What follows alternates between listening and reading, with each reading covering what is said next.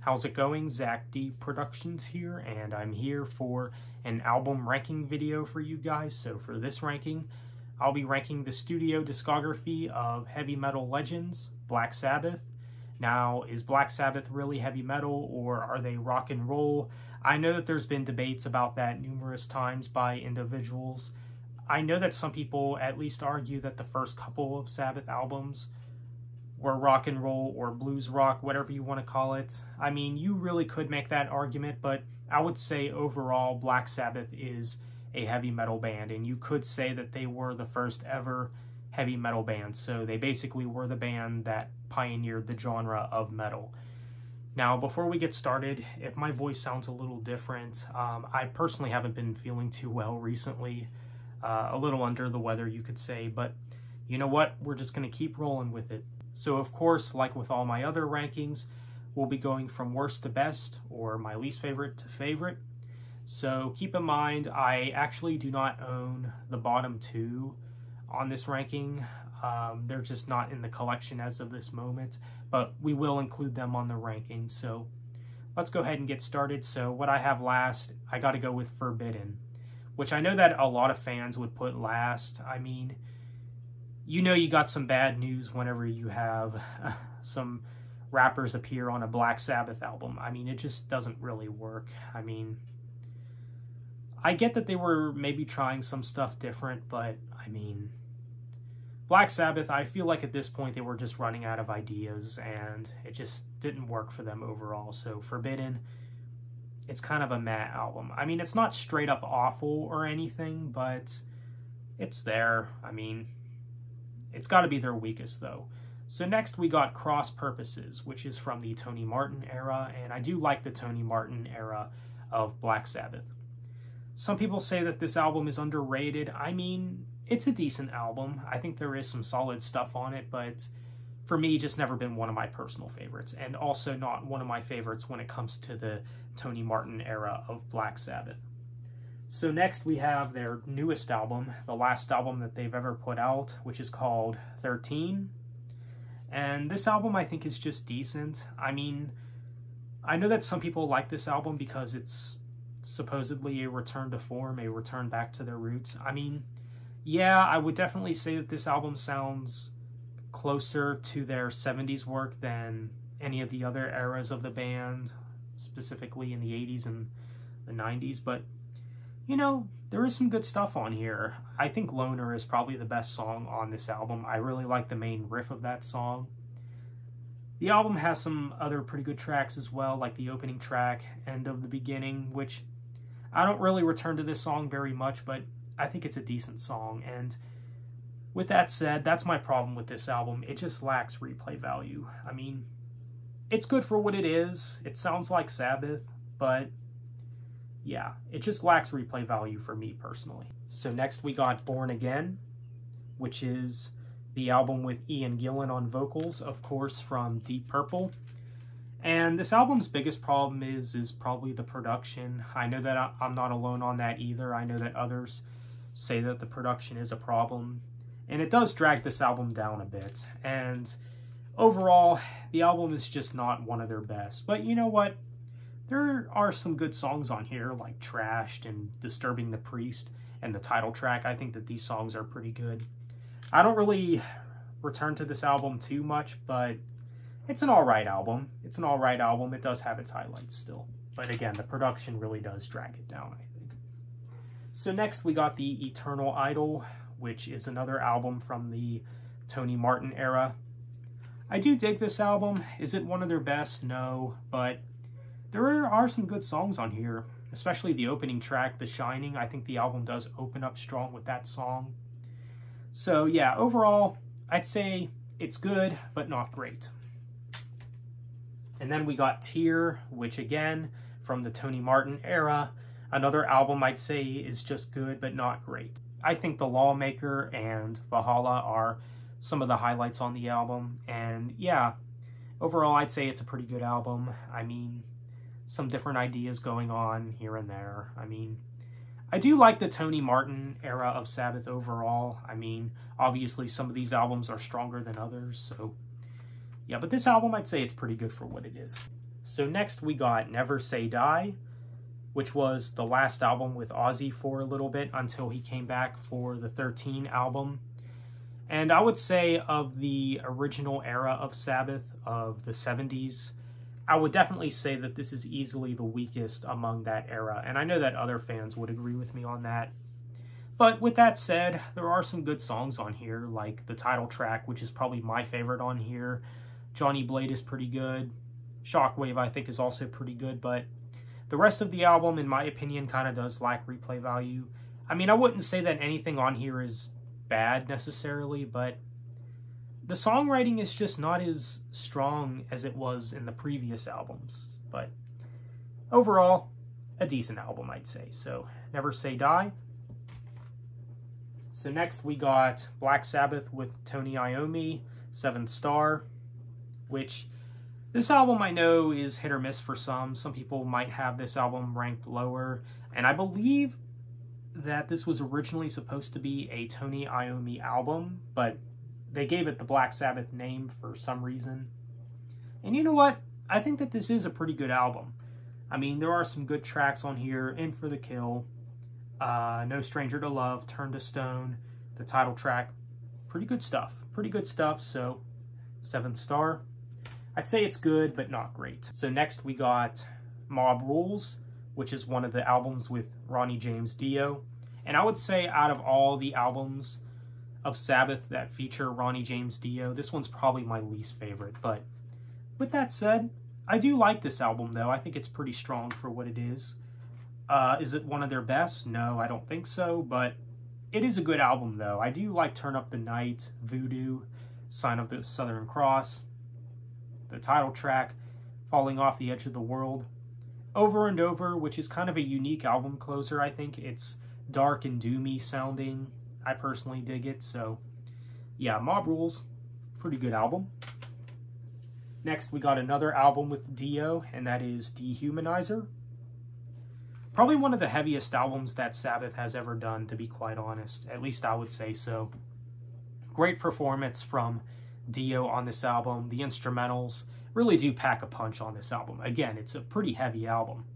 You got Computer God, you got TV Crimes, Letters from Earth, Master of Insanity, and you also got the song I and Time Machine. All very strong songs. Really heavy stuff too. So Dehumanizer, arguably kind of underrated. So I'd say it's a good album.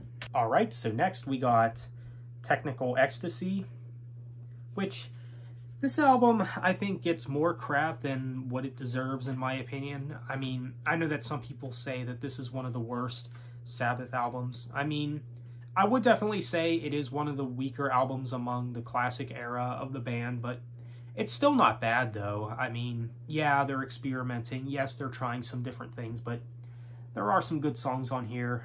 Backstreet Kids, You Won't Change Me, It's Alright, Gypsy, Rock and Roll Doctor, Dirty Woman. I mean, very good stuff. Very good songs. Not one of their best, of course, but pretty good, I'd say.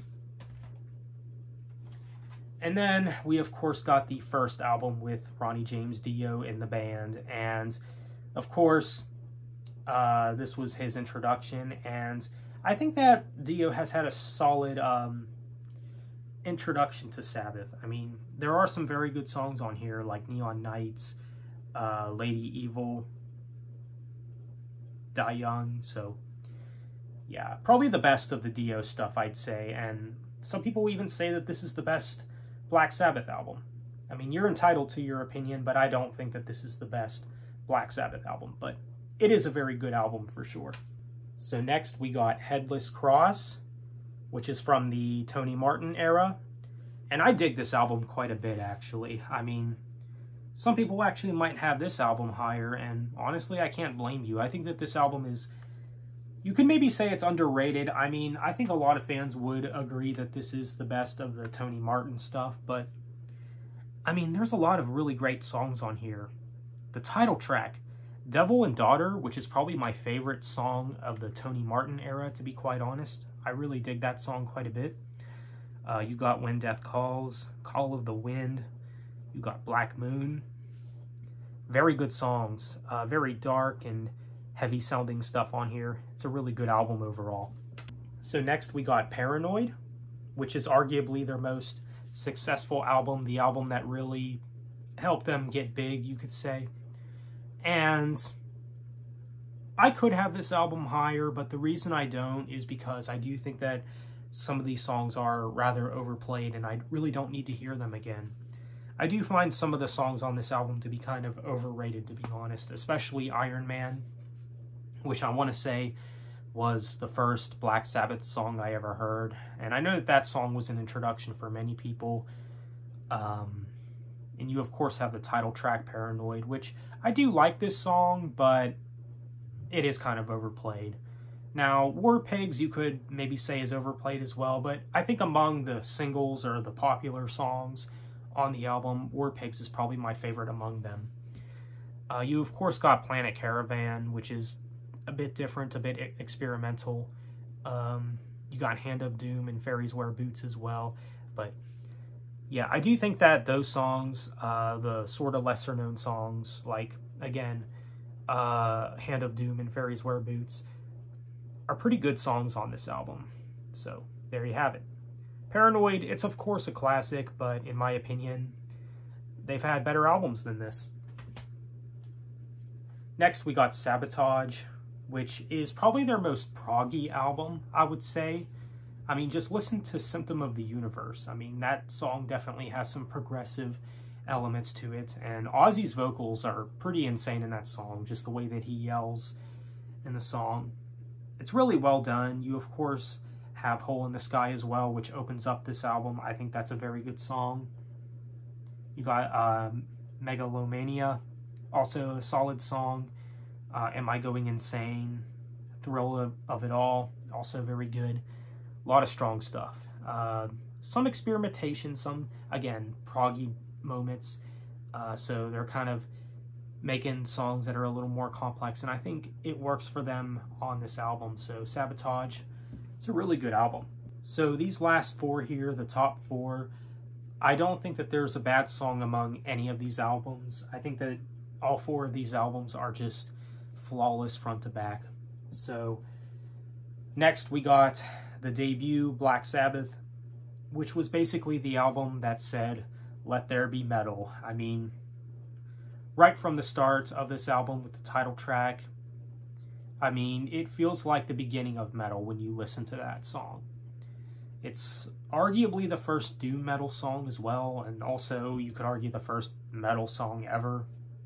So there you go. I do like the title track, though. It's a great song. It's kind of spooky. It's kind of like heavy, but in its own way, you know? You know what I mean. Very good track. So iconic. You also got The Wizard, which I want to say Ozzy is playing the harmonica in this song, and that's a pretty good one. You also got Behind the Wall of Sleep and NIB, which I think are some of their best songs. I really dig the main riff in NIB especially. So there you have it.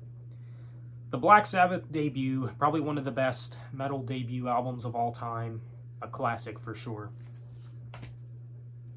Next we got Sabbath, Bloody Sabbath. This is the album where they started to experiment a little more. I mean, I do like a lot of the stuff on this album, like the title track, which is probably one of their best songs. You have a National Acrobat. You have Fluff, which is honestly probably my favorite Black Sabbath instrumental. I really dig that one a lot. Sabracadabra, Spiral Architect. I mean, a lot of great songs. A lot of really strong material on here. Great songwriting and things like that. Sabbath, Bloody Sabbath is a great album, and it's a classic for a reason. So next we got Volume 4. Now, if I were to do this Sabbath ranking like a few years ago or so, this album probably would have never made my top 3, let alone at number 2. But you know what? This album has grown on me tremendously, and it's a classic for a reason. I love this album. I mean, you really can't go wrong with anything on this album.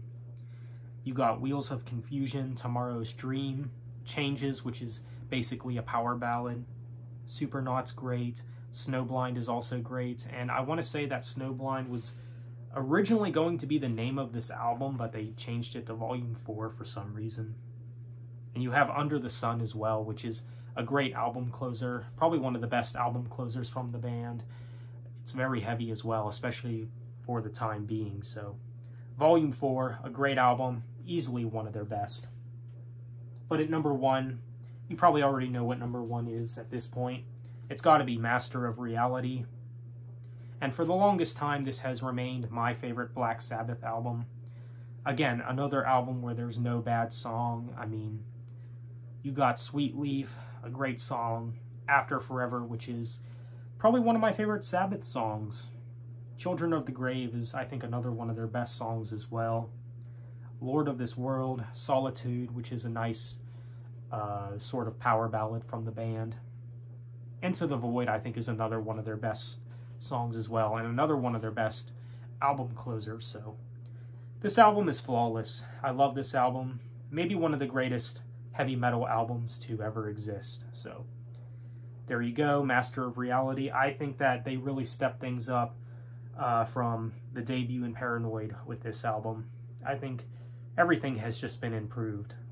Better songwriting and everything, just an absolute classic, a great album. So Master of Reality is what's coming in at number 1, so let me know what you think. How would you rank the discography of Black Sabbath? Feel free to let me know, and what did you think of this ranking?